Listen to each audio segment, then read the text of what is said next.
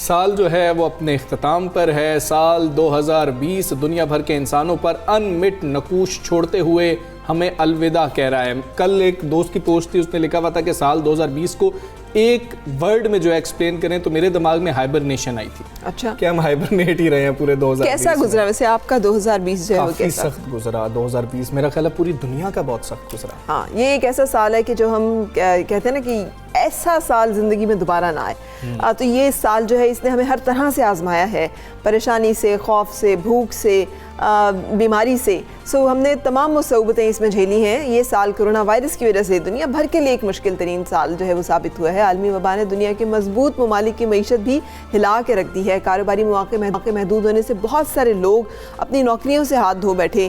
بچے جو ہیں وہ تعلیمی نظام درہم برہم ہونے کی وجہ سے تعلیم جو ہے وہ ان کا سلسلہ بڑا بری طرح سے افیکٹ ہوا ہے. جب اس گلوبل ویلیج میں یہ عالمی وبا پھوٹی تو اس نے دنیا کے کونے کونے میں اپنی تباہی کے اثرات چھوڑے. ان حالات میں جو معاش کمانے کے حوالے سے غیر روایتی طریقوں کو استعمال کرنا جانتے تھے ان کو تو گھروں سے ہی کام کرنے کی وجہ سے زیادہ مشکلات پیش نہیں آئی, لیکن روایتی طریقوں پر انحصار کرنے والوں کو شدید مشکلات کا سامنا کرنا پڑا.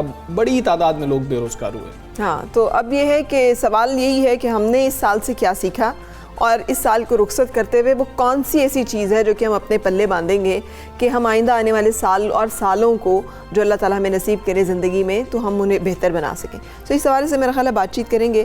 ہمارے موٹیویشنل اسپیکر قاسم علی شاہ ہمارے ساتھ ہیں. السلام علیکم قاسم علی شاہ صاحب, فرمائیے گا. کرونا اپنے ساتھ معاشی اور سماجی بحران بھی لایا ہے. ہم نے ڈپریشن بھی دیکھا ہے, ہم نے بہت سٹریس بھی دیکھا ہے, انگزائٹی بھی دیکھی ہے, ہم نے بہت سا ایسا دیکھا ہے مسئلہ کہ جہاں پر لوگ یہ سمجھتے ہیں کہ وہ دے آر نو گڈ, آپ کے اپنے جو ہیں وہ آپ کے ساتھ نہیں رہے. تو کیا مشورہ دیں گے آپ کو, وہ کیسے کوپ کریں ان تمام فیلنگز کے ساتھ اور کیسے آگے بڑھیں؟ بہت بہت شکریہ جی. 2021 میں اللہ سے بڑی امید کرتا ہوں کہ خیر کا, امید کا اور کہہ لیجیے ہر لحاظ سے اپنی رحمتوں کا سال بن کے آئے. اور وہ سب لوگ جو اس سال بڑے ڈپریس رہے انہیں اللہ کی اس حکمت کو سمجھنا چاہیے کہ انسانوں کے پاس, ساری انسانیت, ساری دنیا کے پاس یہ بڑا ایک اچھا موقع تھا اپنی زندگی پہ غور و خوض کرنے کا اور یہ سمجھنے کا کہ ہم کہاں سے چلے تھے اور کہاں جا رہے ہیں, آج ہم کہاں ہیں, ہمارا آنے والا وقت کیا ہوگا, ہمارے ٹارگٹس کیا ہونے چاہیے. ہمیں یہ بھی ماپنے کا, جانچنے کا, پرکھنے کا موقع مل گیا کہ کیا اہم ہے اور کیا اہم نہیں ہے. ہم کتنی انرجیز کئی چیزوں پہ لگا رہے تھے, ان چیزوں پہ نہیں لگانی تھی, اور ہم اپنے آپ کو رینیو بھی کر سکتے تھے, ایک نئی زندگی نئے انداز سے بھی جی سکتے تھے. سب نا امید لوگ یا جو کوئی ڈپریس ہے, میری اس سے درخواست ہے کہ اللہ کی رحمت سے نا امید نہ ہو, وہ اللہ کے فضل اور کرم سے نا امید نہ ہو. رب کی رحمت اندھیرے سے روشنی پیدا کرتی ہے. دنیا میں کوئی شام ایسی نہیں ہے جس شام کے بعد رات آئے اور رات کے بعد دن نہ آئے, اور رات جتنی طویل ہوتی ہے, بڑی گہری ہو جاتی ہے, اس کے بعد چانن ہونا ہوتا ہے. یہ چانن پہ یقین, اپنے کل پہ یقین, اپنے مستقبل پہ یقین, یہ انسان کو پر امید کر دیتا ہے. آپ کی زبان نے کتنے ذائقے پہلے چکھے, آپ کی زبان نے کتنے ذائقے چکھنے ہیں, آپ کی آنکھوں نے کتنے نظارے دیکھے, کتنے نظارے آپ کی آنکھوں نے ابھی دیکھنے ہیں, کتنے نغمے آپ کے کانوں نے سنے, ابھی کتنے نغمے سننے ہیں. اور اگر کل گزر تو یہ آج بھی گزر جائے گا اور آپ خیر سے مستقبل کی طرف پہنچ جائیں گے. بالکل ٹھیک ہے شاہ صاحب. نیو ایئر ریزولوشن کی بات کی جائے تو یہ بہت ہی فیشنیبل ایک ٹرینڈ ہے. کیا نیو ایئر ریزولوشن سے ہم نئے سال کے مقاصد کے حصول میں بھی مدد حاصل کر سکتے ہیں؟ دیکھیے, دنیا میں ابھی تک جو ریسرچ اور کتابیں اور چیزیں میں نے پڑھی ہیں اس میں تو یہی لکھا ہوا ہے کہ 95% لوگ جو نئے سال کی پلاننگ کرتے ہیں فقط چند دنوں کے اندر 15-20 دن میں وہ ساری پلاننگ دھری کی دھری رہ جاتی ہے اور پھر ویسے کے ویسے ہی رہتے ہیں. اس کی وجہ یہ ہے کہ ہم ایک دم سے زندگی کو, معاملات کو, مستقبل کو بدلنا چاہتے ہیں. ایک دم سے بدلا نہیں جا سکتا. جیسے جہاز رن وے پہ بھاگتا ہے اس کے بعد فلائی کرتا ہے, وہ رن وے پہ بھاگنا, اڑنا تو نہیں ہوتا, لیکن اڑنے کے لیے وہ بھاگنا بہت ضروری ہوتا ہے. اسی طرح اگر آپ یہ مان جاتے ہیں کہ آج ہم ایک چھوٹا سا قدم اٹھا رہے ہیں, وہ قدم اٹھانے کے بعد استقامت رکھتے ہوئے, ڈٹرمنیشن کے ساتھ, لگے رہنے کے ساتھ اگر ہم آگے بڑھتے رہیں تو ہمیں اتنی انرجی آ جاتی ہے کہ آج چلا جا رہا ہے, کل کو بھاگا بھی جا سکتا ہے. نیو ایئر ریزولوشن ایک فیشنیبل ٹرینڈ تو ہے, یہ بڑا اچھا ٹرینڈ ہے, استقامت کے ساتھ اپنے ارادوں کو پورا کرنا اور خوابوں تک پہنچنا یہ زیادہ بڑا کام.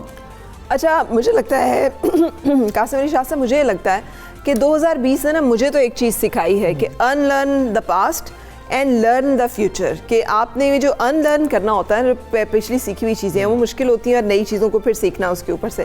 نئے سکلز بڑے جو ہیں وہ ان ہوئے ہیں، ڈیمانڈ ان کی بہت بڑھ گئی ہے. بہت سارے ایسے لوگ جو کہ نہیں پیسہ کما سکتے تھے ان پینڈیمک کے دنوں میں، انہوں نے بھی نئے طریقے گھر بیٹھ کر یا گھر سے کام کر کے پیسے کمانے کے سیکھے. ان میں سے کون سے ایسے ہیں جو کہ آپ ریکمینڈ کرنا چاہیں گے؟ اگر خواتین ہمیں دیکھ رہی ہیں یا ینگ بچے ہیں وہ دیکھ رہے ہیں، تو کیا آپ بتائیں گے کہ کیا کیا جا سکتا ہے؟ میں ابھی چند دن پہلے ایک کالج میں گیا جہاں پر کچھ کلاسز تھوڑے سے بچے موجود تھے کیونکہ پرمیشن نہیں ہے، لیکن کیونکہ وہ پریکٹیکل کالج ہے تو وہاں پر ان کا ادارہ کیک میکنگ اور کوکنگ اور کہہ لیجئے بیکنگ کی ایکٹیویٹیز کر رہا تھا. اور مجھے جب میں نے بچوں کے انٹرویو لینے شروع کیے، بالخصوص بیٹیوں کے، تو میری حیرت کی انتہا نہیں تھی کہ بے شمار بچیاں اپنا فیس بک پیج اس پہ کیک بناتی ہیں اور اس کی تصویر لگاتی ہیں، آرڈر ملتا ہے وہ کیک بیچ دیتی ہیں اور وہ اپنے ایک دن کی اچھی ارننگ کر لیتی ہیں. کچھ بچے منتھ کے ریونیو بتانے لگے تو وہ منتھ کے ریونیو بڑے اچھے تھے. آنے والا جو سال اور آنے والا وقت ہے وہ ای کامرس کا وقت ہے. اس ای کامرس کے دور میں آپ کو ڈیجیٹل سکلز کو سیکھنا چاہیے. آپ کو پروڈکٹ کون سا لانچ کرنا ہے، آپ کو پروڈکٹ کو ہنٹ کیسے کرنا ہے، آپ کو اس کو فوٹو شوٹ کر کے نریٹ کیسے کرنا ہے، آپ کو اس کے ساتھ ڈسکرپشن کیا ایڈ کرنی ہے، آپ کو اچھا پیج کیسے بنانا ہے، آپ کو ایک ایپ کیسے بنانی ہے بنوانی ہے، آپ کو ویب سائٹ کیسے بنانی ہے، یہ سب چیزیں آنی چاہیے. اگر آپ کے پاس کوئی چیز بنانے کا ہنر ہے، آپ اس کو بنا کے بیچ سکتے ہیں. آپ بنا نہیں سکتے، بیچنے کا ہنر ہے، بنی بنائی لے کے آپ بیچ سکتے ہیں. تو آنے والا سارا زمانہ وہ ای کامرس اور ڈیجیٹل کامرس اور سب کا سب ڈیجیٹل شاپ کا زمانہ ہے. اس کو ہم سب کو ضرور سیکھنا چاہیے. جی ٹھیک ہے. یہ سال طلباء اور والدین کے لیے بھی بہت ہی مشکل رہا. اسی وجہ سے کئی والدین نے تو بچوں کی ہوم سکولنگ بھی شروع کر دی ہے. کیا ہوم سکولنگ طلباء کے لیے مؤثر ہو سکتی ہے؟ کیا وہ ماحول مل سکتا ہے؟ ہوم سکولنگ طلبہ کے لیے مؤثر نہیں ہو سکتی. ہوم سکولنگ کے ساتھ کوچنگ کا ہونا بہت ضروری ہے. ہوم سکولنگ سپورٹیو ہو سکتی ہے. جو مین ٹیچنگ اور ایجوکیشن سسٹم ہے اس میں سپورٹیو چیز ایک نئی کریٹ ہوگی ہے اور یہ آنے والے سالوں میں رہے گی. آپ یاد رکھیے گا، ادارے کھل جائیں گے، کالج یونیورسٹیاں اسکول سب کھل جائیں گے، لیکن آن لائن کلاس ایک نئی چیز ٹرم بچوں کے ساتھ چل پڑے گی. آن لائن کوچنگ یہ بھی ٹرم ساتھ چل پڑے گی. ڈیجیٹل جو لیکچرز نیٹ پہ پڑھیں، یوٹیوب پہ کسی ویب سائٹ پہ پڑھیں، یہ بھی ساتھ ٹرم استعمال ہونے لگ پڑے گی. آج گوگل میٹ اور زوم کی بات ہو رہی ہے، اس کے بغیر بھی دنیا آگے نہیں چل سکے گی. سو آن لائن صرف کلاس یا ہوم سکولنگ یہ کافی نہیں ہے. اس کا رول سپورٹیو رول ہے. یعنی اگر ترجیحات میں بات کی تو ترجیح دوئم پہ آتے ہیں. ترجیح اول پہ اسکول کا، کالج کا، یونیورسٹی کا سبسٹیٹیوٹ نہیں ہو سکتے. بالکل صحیح. تو آپ کے خیال میں ایسے کون سے مواقع ہیں جنہیں طلبہ اور کاروباری افراد کو مس نہیں کرنا چاہیے؟ آپ جیسے ای کامرس کی بات کر رہے ہیں، تو اس کے علاوہ اور کون سی چیزیں جنہیں آپ پوائنٹ آؤٹ کرنا چاہیں گے؟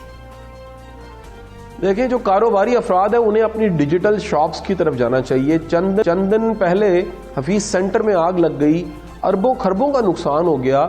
ان اربوں خربوں کے مالکوں نے کیوں نہیں سوچا کہ ہماری ڈیجیٹل یا ای شاپس ہوتی؟ اگر ان کی ای شاپس ہوتی تو اتنا مال وہاں رکھنے کی ضرورت نہیں تھی، کسی ویئر ہاؤس میں رکھ لیتے اور اپنی ای شاپس کے ذریعے بھی وہ ارن کر سکتے تھے. ای شاپ میں اتنی زیادہ ہیومن ریسورس کی بھی ضرورت نہیں ہوتی. یاد رکھیں، جب دنیا میں انڈسٹری آئی تھی وہ انسان کا سبسٹیٹیوٹ تھی.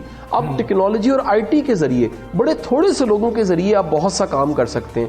رہ گئے اسٹوڈنٹس، تو اسٹوڈنٹ فری لانسنگ کی طرف ضرور آئیں. پاکستان نے پچھلے چند ماہ پہلے ایک منتھ ایسا تھا، جولائی کا منتھ تھا، جس میں فری لانسنگ سے 160 ملین روپیز کمایا. اب $160 ملین کمایا. $160 ملین ایک بہت بڑی مقدار ہے. اگر پاکستانی گورنمنٹ اور ہماری یوتھ یہ مل کے فیصلہ کر لیں کہ چند سالوں میں ہم نے 160 بلین تک جانا ہے تو یہ ٹارگٹ بھی اچیویبل ہے. اور فری لانسنگ میں بہت سی کیپیسٹی ابھی موجود ہے، بہت سی گنجائش ہے. بچوں کو پڑھنے کے ساتھ فری لانسنگ سیکھنی چاہیے.